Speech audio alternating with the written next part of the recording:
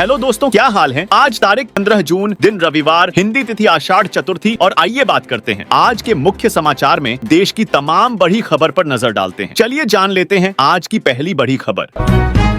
सबसे पहले बड़ी खबर विदेश से। हमारे यशस्वी प्रधानमंत्री नरेंद्र मोदी आज रविवार को कनाडा, क्रोएशिया और साइप्रस की महत्वपूर्ण यात्रा पर रवाना हो रहे हैं। जी हां, कनाडा में पीएम मोदी दुनिया के 7 सबसे अमीर लोकतांत्रिक देशों के संगठन G7 के शिखर सम्मेलन में हिस्सा लेंगे। वहां उनकी मुलाकात होगी अमेरिका के राष्ट्रपति डोनाल्ड ट्रंप, फ्रांस के राष्ट्रपति इमैनुअल मैक्रों, ब्रिटेन के पीएम कीयर स्टारमर और कनाडा के पीएम मार्क कार्नी से। ये द्विपक्षीय मुलाकातें भारत की वैश्विक कूटनीति को और मजबूत करेंगी। क्या ये दौरा भारत की धाक को और बढ़ाएगा? अब चलते हैं बलूचिस्तान, जहां इंसानियत को झकझोर देने वाली खबर सामने आई। बलूच नेशनल मूवमेंट के मानवाधिकार विभाग पाक ने मई 2025 की अपनी मासिक रिपोर्ट जारी की है। इस रिपोर्ट में पाकिस्तानी सुरक्षा बलों और राज्य समर्थित सशस्त्र समूहों की करतूतों का पर्दाफाश हुआ है। बलूचों के खिलाफ सालों से चल रहे दमन, जबरन अपहरण और गैर कानूनी हत्याओं में चिंताजनक वृद्धि दर्ज की गई है। दोस्तों, ये हालात कितने गंभीर हैं? क्या अंतर्राष्ट्रीय समुदाय को इस पर कड़ा रुख अपनाना चाहिए?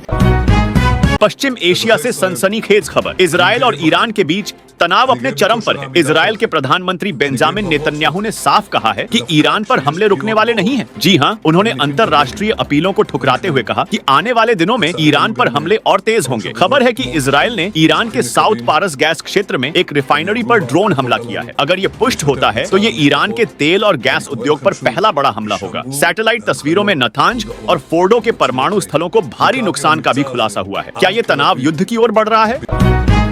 इस बीच एक उम्मीद भरी खबर। भारत में इजरायल के राजदूत रूवेन अजार ने कहा है कि प्रधानमंत्री नरेंद्र मोदी इजरायल और ईरान के बीच मध्यस्थता कर सकते हैं। जी हां, भारत की बढ़ती वैश्विक साख का ये एक और सबूत है। रूवेन ने भारत को इजरायल का अच्छा दोस्त बताया और कहा कि नई दिल्ली का ईरान के साथ भी अच्छा संवाद है। क्या भारत पश्चिम एशिया में शांति लाने में कामयाब होगा? ये देखना रोमांचक होगा। अहमदाबाद हवाई अड्डे से उड़ान भरने के तुरंत बाद एयर इंडिया का बोइंग 787-8 ड्रीमलाइनर विमान दुर्घटनाग्रस्त हो गया। ये 12 साल पुराना विमान था, जिसकी पिछले साल जून में पूरी जांच हुई थी और इस साल मार्च में इसके दाहिने इंजन की मरम्मत की गई थी। फिर भी ये हादसा कैसे हुआ? क्या ये लापरवाही थी या तकनीकी खराबी? जांच के नतीजे जल्द सामने आएंगे। छत्तीसगढ़ से चौंकाने वाली खबर। एनआईए ने बीजापुर में सीआरपीएफ कैंपों पर हुए घातक हमलों का बड़ा खुलासा किया है। माओवादियों ने डमी शिविरों में ट्रेनिंग लेकर इन हमलों को अंजाम दिया था। एनआईए ने माओवादी नेता हिडमा समेत 17 लोगों के खिलाफ जगदलपुर की विशेष अदालत में चार्जशीट दाखिल की है। क्या इन हमलों को रोकने के लिए और सख्त कदम उठाने की जरूरत है? अमेरिका से दिल दहलाने वाली खबर। मिनेसोटा में पुलिस के भेष में हमलावरों ने 2 सांसदों के घरों पर गोलीबारी की। स्टेट रिप्रेजेंटेटिव मेलिसा हॉटमैन और उनके पति मार्क की गोली लगने से मौत हो गई, जबकि सीनेटर जॉन हाफमैन की हालत गंभीर है। हमलावरों का अभी तक कोई सुराग नहीं मिला है। ये कितना डरावना है कि कोई इतना सुनियोजित हमला कर सकता है। हरियाणा से राजनीतिक तनाव की खबर। मुख्यमंत्री नायब सिंह सैनी ने पंजाब सरकार पर हरियाणा के पीने के पानी को रोकने का गंभीर आरोप लगाया है। सैनी ने कहा कि पंजाब स्वार्थ की राजनीति कर रहा है और लोगों को गुमराह कर रहा है, लेकिन उन्होंने दावा किया कि पंजाब की जनता अब पीएम मोदी की नीतियों के साथ है और सन 27 में वहां बीजेपी की सरकार बनेगी। क्या ये दावा सच साबित होगा?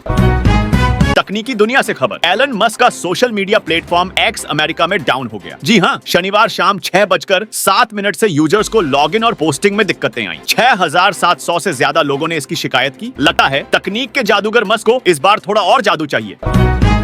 नाइजीरिया से दिल दहला देने वाली खबर। बेन्यू स्टेट के येलेवाटा गांव में बंदूकधारियों ने कम से कम 100 लोगों की बेरहमी से हत्या कर दी। कई परिवारों को उनके घरों में जिंदा जला दिया गया। ये क्रूरता कितनी भयावह है? क्या ऐसी घटनाओं को रोकने के लिए वैश्विक स्तर पर कड़े कदम उठाने की जरूरत है? गुरुग्राम से खबर। साइबर पुलिस ने फर्जी बैंक ऐप के जरिए ठगी करने वाले एक शख्स को पश्चिम बंगाल से गिरफ्तार किया है। आरोपी एसके नूर आलम ने अपना बैंक खाता ठगों को बेचा था, जिसके जरिए मानेसर के एक व्यक्ति से लाखों रुपए की ठगी की गई। दोस्तों, अनजान ऐप्स डाउनलोड करने से बचें, वरना आप अगला शिकार हो सकते हैं। दुबई से खबर। मरीना में 67 मंजिला इमारत में लगी भीषण आग पर 6 घंटे की कड़ी मशक्कत के बाद काबू पा लिया। 3820 निवासियों को सुरक्षित निकाला गया। दुबई सिविल डिफेंस की तारीफ करनी हो, लेकिन सवाल ये है कि ऐसी घटनाएं बार बार क्यों हो रही है? हरियाणा के मंत्री अनिल विज ने रक्षा मंत्री राजनाथ सिंह से मुलाकात कर अंबाला छावनी के लिए 3 बड़ी मांगे रखी। अस्पताल विस्तार के लिए सैन्य भूमि, हवाई अड्डे तक 4 लेन सड़क और छावनी की सड़कों को चौड़ा करने की मांग। क्या ये मांगे पूरी होंगी? इससे अंबाला का विकास नई ऊंचाइयों को छुएगा। इंदौर से सनसनीखेज खुलासा। राजा रघुवंशी हत्याकांड में पुलिस ने पाया कि हत्या के बाद सोनम ने किराए के मकान में शरण ली थी। राज कुशवाहा ने ऑनलाइन राशन मंगवाकर उसकी मदद की। इस साजिश में 4 और लोग शामिल थे। ये खुलासा कितना चौंकाने वाला है। भारत ने एक बार फिर अपनी कूटनीतिक ताकत दिखाई है। गाजा और ईरान पर इजरायल के हमलों की निंदा के एससीओ प्रस्ताव से भारत ने खुद को अलग कर लिया है। विदेश मंत्री एस जयशंकर ने ईरान के विदेश मंत्री से बात कर तनाव कम करने की अपील की। भारत का ये संतुलित रुख क्या क्षेत्र में शांति लाएगा। दुनिया की अजब गजब खबर। अमेजन के मालिक जेफ बेजोस फिर से शादी करने जा रहे हैं। जी हाँ, इटली के वेनिस में 24 से 26 जून के बीच उनकी शादी लॉरेन सांचेज से होगी। लेकिन वहाँ के स्थानीय लोग खुश नहीं हैं। नो बेजोस अभियान शुरू हो गया है क्योंकि लोगों को पर्यटकों की भीड़ से दिक्कत है। वेनिस के मेयर ने इसे शर्मनाक बताया। क्या बेजोस की शादी सुर्खियां बटोरेगी। देहरादून से खबर। जोगीवाला के कैलाश अस्पताल को शनिवार शाम बम से उड़ाने की धमकी मिली, जिससे हड़कंप मच गया। बम निरोधक दस्ते और डॉग स्क्वाड ने जांच की, लेकिन कुछ संदिग्ध नहीं मिला। गाजियाबाद के कैलाश अस्पतालों को भी ऐसी धमकियां मिली हैं। क्या ये कोई साजिश है। जमीयत उलेमा ए हिंद के अध्यक्ष मौलाना अरशद मदनी ने इजरायल के ईरान पर हमलों को खुला आतंकवाद बताया। उन्होंने अमेरिका को इंसानियत का दुश्मन करार दिया और गाजा में नरसंहार के लिए भी उसे जिम्मेदार ठहराया। मौलाना ने इस्लामिक देशों से एकजुट होने की अपील की है। क्या ये बयान क्षेत्रीय तनाव को और भड़काएगा। उत्तर प्रदेश से सनसनीखेज खबर। डीएम के ड्राइवर की बेटी कल्पिता की गोली मारकर हत्या कर दी गई। सीडीओ और एसडीएम के आवास के पास हुई इस वारदात ने सुरक्षा व्यवस्था पर सवाल उठा दिए हैं। परिवार ने ज्योति नामक महिला पर हत्या का आरोप लगाया है। पुलिस जांच कर रही है, लेकिन इलाके में दहशत का माहौल है।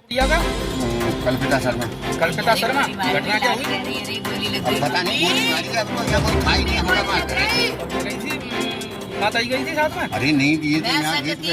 गेट पे अच्छा गेट पर संग थे हम दोनों, मोटरसाइकिल बाइक स्कूटी पे थे। अच्छा स्कूटी तो पट गई है यार, एक रही है। अच्छा और सेंट फ्रांसिस के सामने वो पहले घूम रहा, वो तो यहीं पे। अच्छा, वो कौन है वो? वो मेरी बहू को यार है।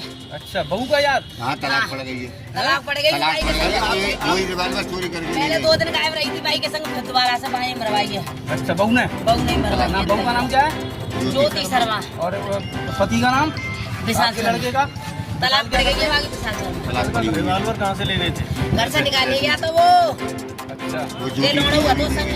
अच्छा, कितने साल पहले शादी हुई तुम्हारी? 2.5 साल हो 2 गए। साल पहले हुई मेरी लाभ। इजरायल ईरान तनाव पर रूस के राष्ट्रपति व्लादिमीर पुतिन ने अमेरिकी राष्ट्रपति डोनाल्ड ट्रंप से 50 मिनट तक बात की। पुतिन ने इजरायल के सैन्य अभियानों की निंदा की और तनाव बढ़ने की चिंता जताई। क्या ये बातचीत क्षेत्र में शांति ला पाएगी।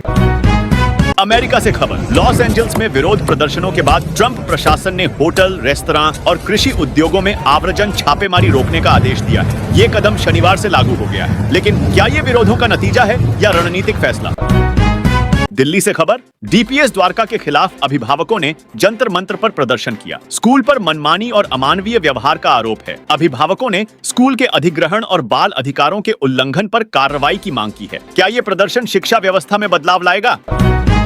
गोरखपुर से अच्छी खबर। उत्तर प्रदेश पुलिस भर्ती में चयनित 1368 रिक्रूट आज लखनऊ में नियुक्ति पत्र लेंगे। 19 जून से उनका प्रशिक्षण शुरू होगा। इन जवानों को हमारा सलाम, जो देश की सुरक्षा को और मजबूत करेंगे। कराई गई भर्ती के लिए हम बहुत सहयोगी हैं। उसके लिए सबसे पहले सीएम साहब के इतने कड़े निर्देश के साथ ऑफलाइन एग्जाम इतने बड़े लेवल पर सफल कराना, ये एक बहुत बड़ी बात होती है और एक ऐतिहासिक मोमेंट बनाने के लिए यूपी पुलिस को पहली बार अपने हाथों से नियुक्ति पत्र देने के लिए सीएम योगी का आभारी हूं।